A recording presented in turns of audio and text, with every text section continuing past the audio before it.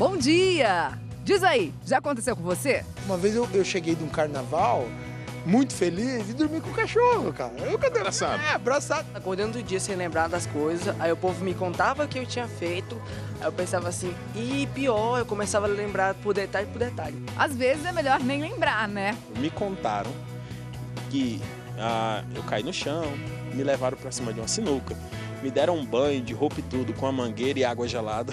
O blackout alcoólico pode acontecer quando você bebe rápido demais ou de estômago vazio. Mas será que quem tem esse tipo de amnésia tem mais chances de virar alcoólatra? E mais, será que a ressaca aumenta com a idade? E exercício físico cura os sintomas? Eu acabei de tocar numa formatura, eram 5h30 da manhã, passei em casa, tomei uma vitamina, botei a roupa e fui. Acha que no outro dia na academia vai resolver o problema e vai tirar aquele álcool. Não, não funciona, não é assim. Então, o que funciona? Quem vai responder é a hepatologista doutora Edna Strauss e também o neurologista doutor Fernando Morgadinho. Você tem dúvidas, você tem histórias para contar? Escreve pra gente, usa a hashtag Você no Bem-Estar ou liga 4002-2884. Para começar o programa de hoje, a gente vai com mais um episódio da nossa série Um Quarto. Os jovens de menos de 25 anos abrindo o coração e a porta do quarto para ter uma conversa franca, direta com a gente sobre álcool e ressaca.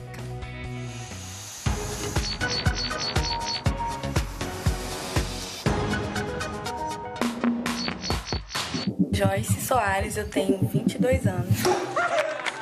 Que maravilha, minha gente! E a minha relação com a ressaca não é uma relação boa. Teve um dia que eu bebi muito, assim, muito mesmo. Exagerei na bebida. Mas a cachaça tava demais. A ressaca tá pior ainda. Ela é consequência sempre de uma noitada muito boa com os amigos ou um barzinho. Ei, peraí. Ô, Nath, acho que você bebeu muito. Vamos sentar aí. Tô cansada!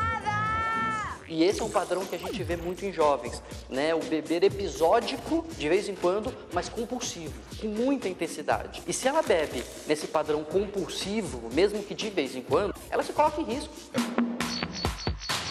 Vem acompanhada de dor de cabeça, de enjoo, de tontura. Ai, que dor de cabeça. É que eu já me tremo todo. Fiquei só na cama.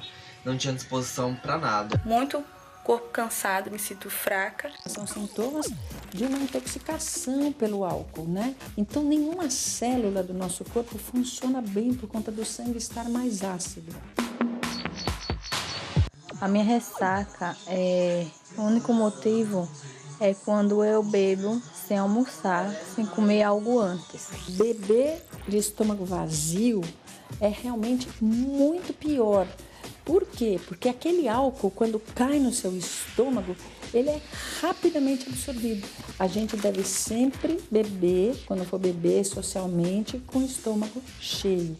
E uma coisa importante também é a gente entremear um pouco a bebida alcoólica com água. E já vou correndo tomar água, porque eu já sei que eu vou ficar de ressaca. A água é a melhor coisa que tem. Essas toxinas e todos esses produtos têm que sair pelo xixi. Normalmente a ressaca, ela só passa no final do dia. Bebi água, comi, almocei, fiz minhas refeições. Suco de couve, canja que a mãe faz. Mesmo com o estômago ruim, às vezes não consegue comer o almoço do dia, né, uma grande refeição, mas não deixar de se alimentar, porque o álcool pode levar à hipoglicemia. E a hipoglicemia baixa do açúcar também é ruim para o cérebro. A minha vida acabou, meu. Minha vida acabou. A ressaca do dia seguinte é muito pior do que antigamente. Não estou mais acostumado a beber. Vai ficando mais velho, nosso fígado não consegue mais metabolizar tão bem o álcool quanto metabolizava antes. Você já não aguenta mais aquilo que você aguentava, né? Parece que a ressaca fica pior, mesmo que você beba menos. E aí eu opto pelo analgésico. Às vezes passa, às vezes não passa, não. O copo ficou... Ainda tem uma dose. O ideal não é usar o álcool para ficar ruim, se for usar como ali um elemento do encontro e não como o grande elemento do encontro. E se começarem a sentir aquela tonteirinha, aquela sensação de zoeira, um pouquinho de enjoo, essa é a dica que o corpo está falando. Para, porque eu já estou cheio de álcool.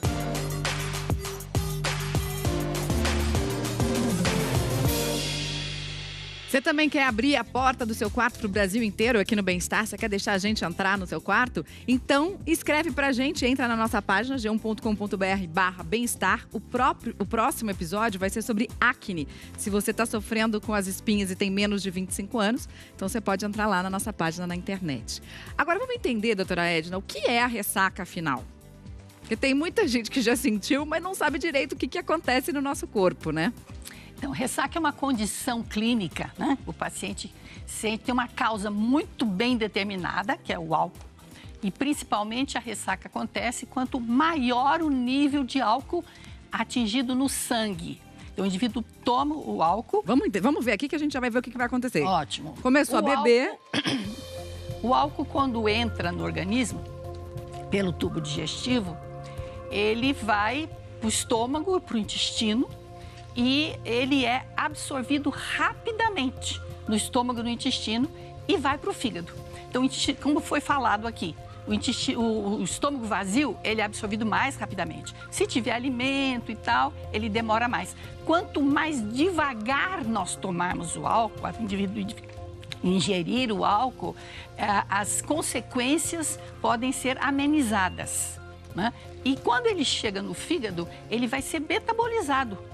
95% do álcool vai para o fígado. 95%? Quase tudo, então. Coitado do fígado. Quase tudo vai para o fígado. E é por isso que o fígado sofre. E é por isso que foi falado que, à medida que o tempo vai passando, se o indivíduo tiver uma hepatopatia, realmente ele já não consegue mais beber como antigamente. Ele vai ficando resistente. Tem uma dúvida do nosso auditório virtual, vamos dar uma olhada aqui. Quem tá falando com a gente? Luiz, tô com gordura no fígado e a médica pediu para diminuir ou para parar de beber. Nunca mais vou poder beber? O que a gente pode dizer para ele? Tem relação a chamada gordura no fígado com o álcool? Certamente. A primeira lesão que o álcool faz no fígado é criar gordura. É fazer um fígado com gordura. Provavelmente, essa gordura que a pessoa tem, na maior parte das vezes, é por obesidade ou um sobrepeso. O simples fato de o indivíduo estar fora do peso já pode ou ter a gordura abdominal que faz com que haja uma maior quantidade de gordura no fígado. Se além da gordura que já está lá, eu vou tomar álcool, eu vou acrescentar mais gordura, eu vou piorar o quadro. Agora, nunca mais vou poder beber? Não. Emagreça, faça academia, faça uma dieta saudável, fique magrinha, elegante, pode poder beber eventualmente numa dose o mais segura possível, que nós vamos discutir adiante, que, aliás, não existe dose segura, né? Infelizmente, a verdade é essa. Pois é, e muita gente bebe só no final de semana e acha que dá tempo do fígado se recuperar. Faz sentido isso? Eu bebo só no final de semana, tá tranquilo, meu fígado tá de boa. Há muito tempo atrás, quando eu comecei a fazer medicina e me interessar por hepatologia, a gente achava que realmente você beber era necessário beber todo dia para caracterizar o indivíduo como tendo problema alcoólico. Infelizmente, hoje nós sabemos, temos comprovações que a bebedeira, o tomar, veja, é uma quantidade não muito grande, são 60 gramas de etanol puro. A definição de BIND, que é essa bebedeira em inglês, é 60 gramas de etanol puro em 2 horas. O tempo é importante. Se você toma essa quantidade, todo final de semana, você vai ter uma doença hepática alcoólica da mesma forma que o indivíduo que bebe todo dia. Da mesma forma, quer dizer, nem final de semana salvou. Doutor Fernando, vamos sentar aqui na mesa para a gente continuar essa conversa, doutora Edna. Agora, do ponto de vista da idade, a gente viu a doutora Ana e o doutor Daniel Barros aí na reportagem dizendo que com o tempo a gente não se recupera tão bem de uma ressaca. Faz sentido isso? É isso mesmo? A gente sabe que, bom dia, né? Um prazer estar aqui, obrigado pelo convite. A ideia é que com a idade nós pioramos em tudo. Pioramos o fígado e pioramos o sistema nervoso central, o cérebro.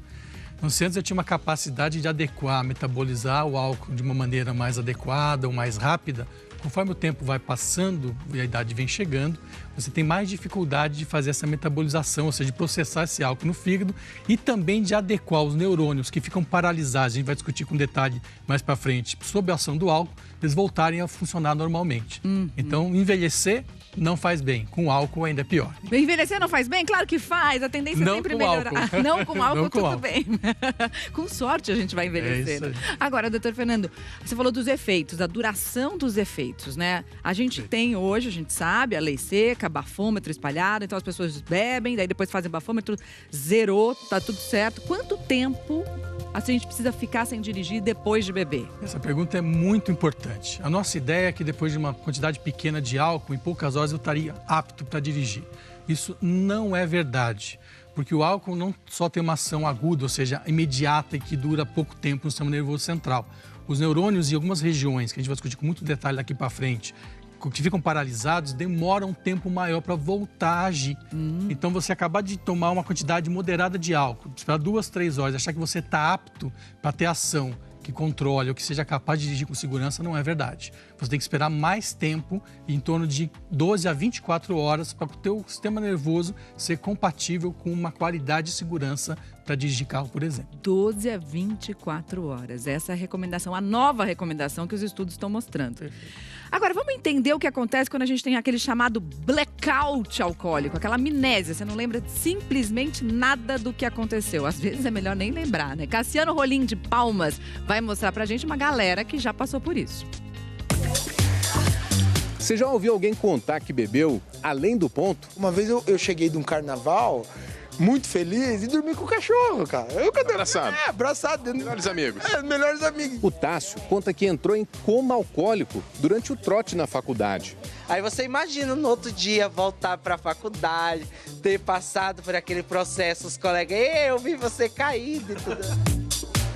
Chega a ser curioso, né? Praticamente não dá para saber, no meio de um grupo que está bebendo, quem vai ter algum problema. Bate-papo rolando, companhia legal, e no momento seguinte você se vê num outro ambiente, a quilômetros de onde estava. Não faz ideia de como chegou nesse local. Se você não se lembra, é bem possível que tenha sofrido um blackout alcoólico. Ele pode acontecer quando bebemos muito rápido ou de estômago vazio. A dosagem de álcool no sangue sobe de repente. Ao chegar no cérebro, inibe o funcionamento de uma estrutura localizada perto das nossas têmporas, o hipocampo. O hipocampo é uma parte que ele vai formar a memória, né?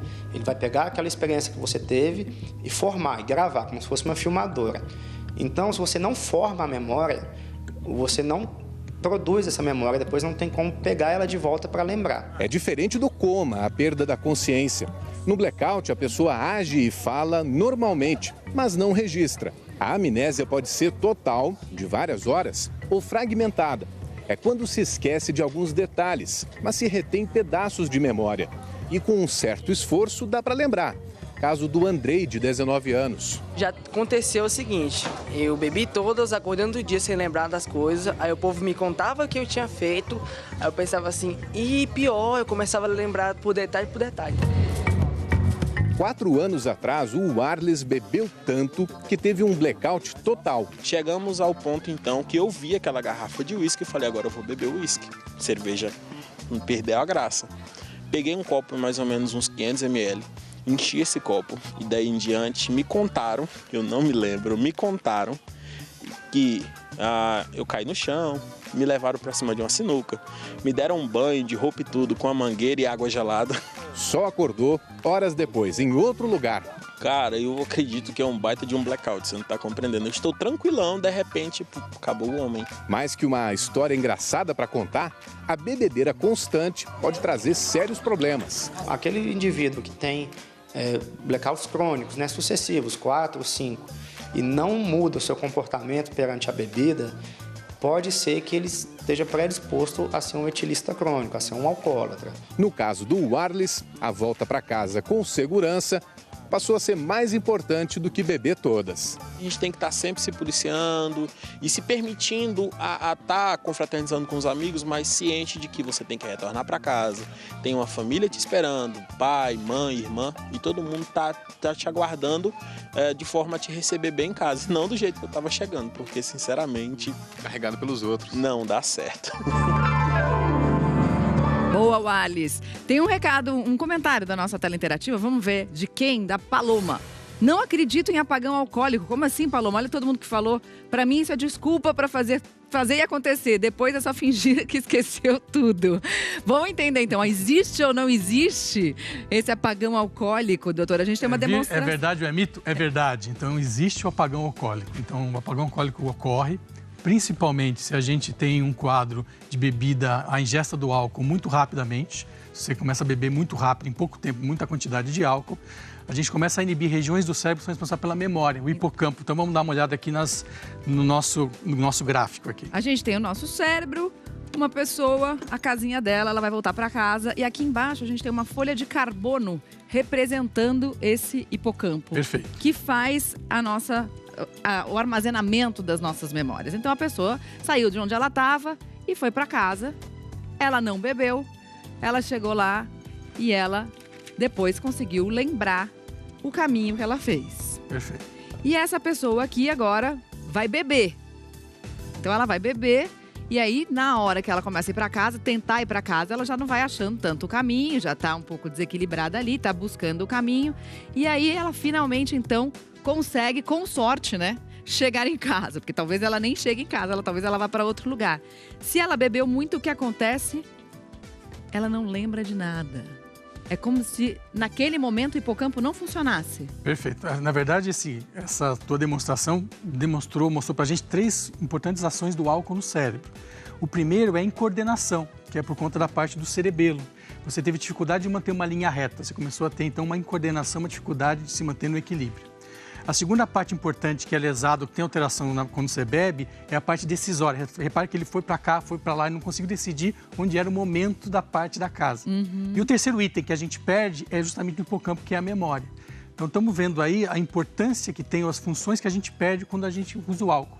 Equilíbrio, a parte decisória, né, e a parte da memória. Então, imagina pegar um carro, decidindo se eu vou ultrapassar ou não, eu perdi essa função. Tendo os reflexos para conseguir ultrapassar ou não, eu perdi essa função. E a memória especificamente de coisas de trânsito, etc. Então, realmente não é um bom negócio beber, por exemplo, e dirigir. Agora, doutora Edna, qual é a hora certa de parar? Porque essa parece ser uma questão chave para muita gente, né? O indivíduo que bebe regularmente, se ele parar, ele pode parar. O ideal é que ele não volte a beber. Todo indivíduo, todo paciente etilista que a gente trata e que ele realmente teve um passado de etilismo, como dizem os alcoólicos anônimos, eu sou etilista. Ele não disse eu era. Eu estou abstêmio por um tempo X e ele conta o ano, o mês, o dia e a hora em que ele está abstêmio. Se ele recair, ele tem que voltar. Então, não tem hora. O indivíduo que não tem o problema de adicção, ele não é um viciado no álcool, porque infelizmente a palavra tem que ser essa, né? O álcool é um vício, o álcool vicia. Se ele realmente não for viciado, ele pode beber. E o que seria beber socialmente? Beber eventualmente numa quantidade muito pequena. Essa quantidade está em discussão. Por quê? Você tem que beber ao longo de um tempo. Se você beber durante 2 horas, 60 gramas, você já fez um binge, você já pode estar com problema. Então, eu digo para os meus pacientes que me perguntam isso, não posso beber nada, doutora? Posso beber alguma coisa? Eu digo assim, se você é capaz de tomar uma dose de vinho ou uma lata de cerveja e parar, se você for capaz de fazer isso, você pode beber, senão não. Boa! Daqui a pouquinho a gente vai saber, fazer atividade física ajuda a fazer a ressaca acabar mais rápido? Elimina as toxinas do álcool? Tipo, foi pra bebedeira, foi pra academia depois? Daqui a pouco a gente vai saber. A gente volta já já.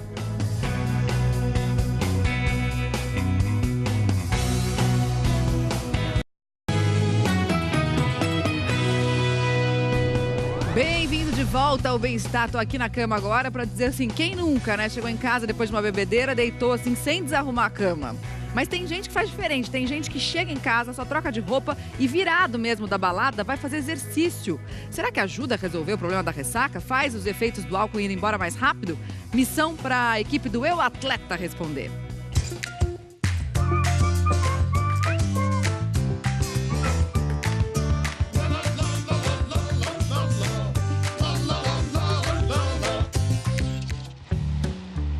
A luz do do Sol convida a Camila a se mexer. Sempre sábado de manhã eu tento acordar para vir para academia, para eu correr, para eu fazer um spinning, alguma coisa para manter o corpo ativo. E durante a semana, 100%. Todos os dias eu venho, acordo, tô aqui. Mas o trabalho da Camila é durante a noite. Há 6 anos ela é DJ e com isso tem uma vida dividida entre exercícios, álcool e poucas horas de sono. Quase todo fim de semana a rotina dela é a mesma. Na média são 3 festas entre sexta e domingo, mas enquanto trabalha, descuida um pouco da saúde. Cada noite com 4 horas de sono. E mesmo assim, a Camila não se rende à preguiça. É muito difícil, eu vou bastante virada. Inclusive a minha última meia maratona de 21 quilômetros no Rio, eu fui virada.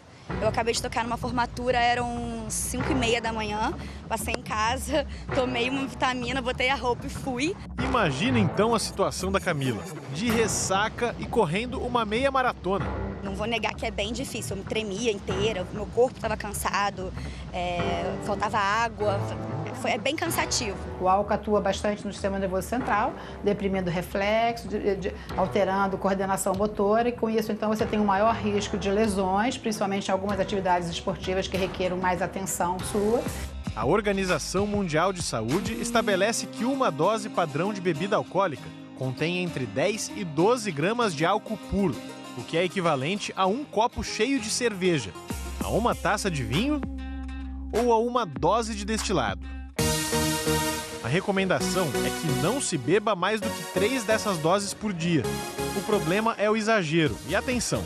Há quem diga que o suor do exercício físico elimina o álcool do corpo no dia seguinte à bebedeira e assim cura a ressaca. Isso é mito, né? Na verdade, a forma de você se recuperar de um excesso alcoólico é através da hidratação e alimentação, né? Alimentação leve, principalmente priorizando o carboidrato e hidratação com água, né? Por exemplo, véspera de feriado ou finais de semana, tem muita gente que consegue ir para a balada, se divertir e acha que no outro dia na academia vai resolver o problema e vai tirar aquele álcool. Não, não funciona, não é assim.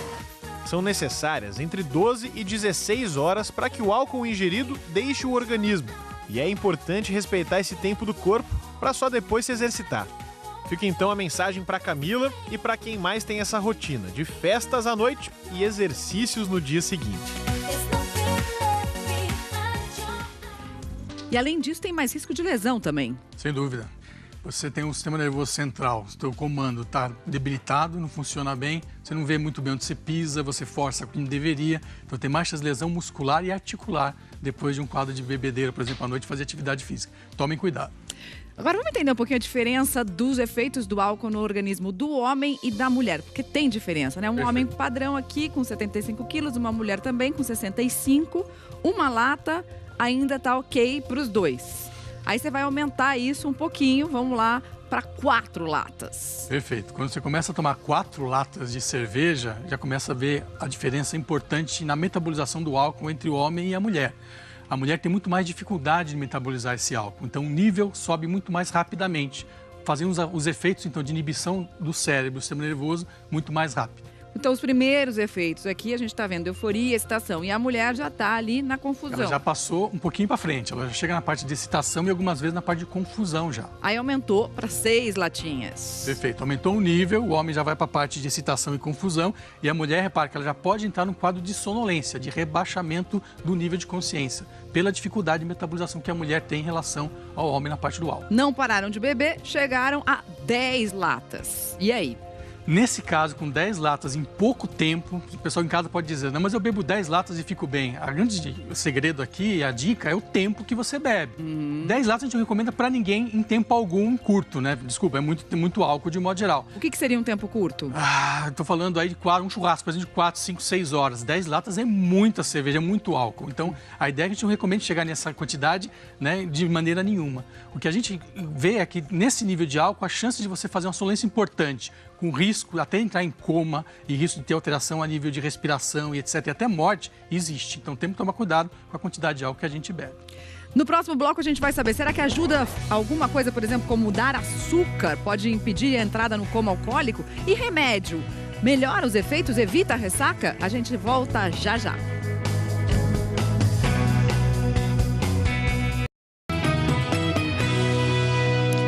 Hora do G1 em 1 minuto.